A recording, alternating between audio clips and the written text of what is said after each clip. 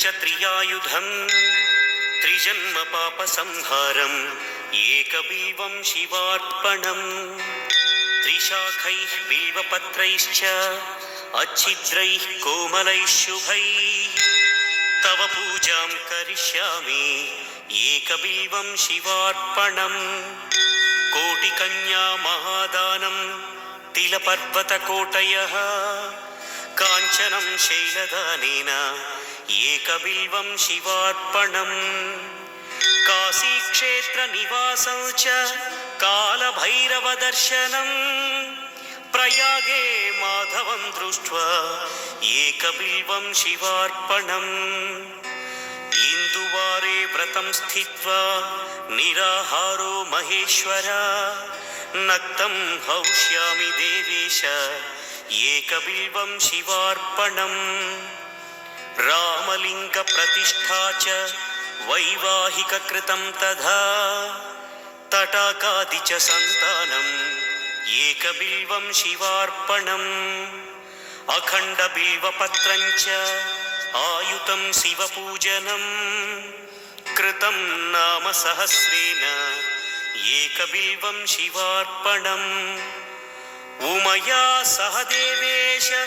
नन्दिवाहनमेव च भस्मलेपनः सर्वाङ्गम् एकबिल्वं शिवार्पणम्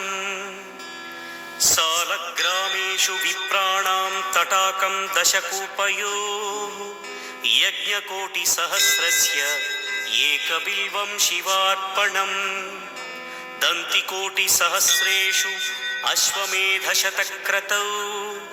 कोटिकन्या महादानम् एकबिल्वं शिवार्पणम् बिल्वानां दर्शनं पुण्यं स्पर्शनं पापनाशनम्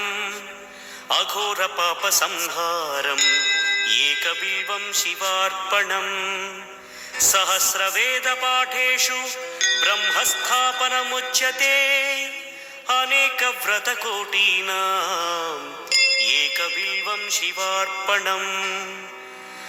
अन्नदानसहस्रेषु सहस्रोपनयनं तथा अनेकजन्मपापानि एकबिल्वं शिवार्पणम् बिल्वाष्टकमिदं पुण्यं यत् पङ्गं निर्मलभासि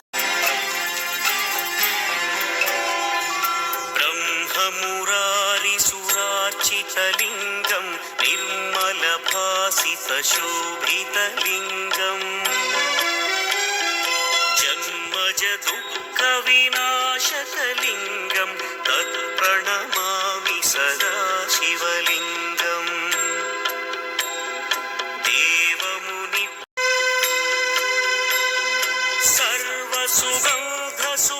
सर्वसुगन्धसुलेपितलिङ्गं बुद्धिविवर्धनकारणलिङ्गं सिद्धसुरासुरवन्दितलिङ्गं तत्प्रणमामि सदा शिवलिङ्गम्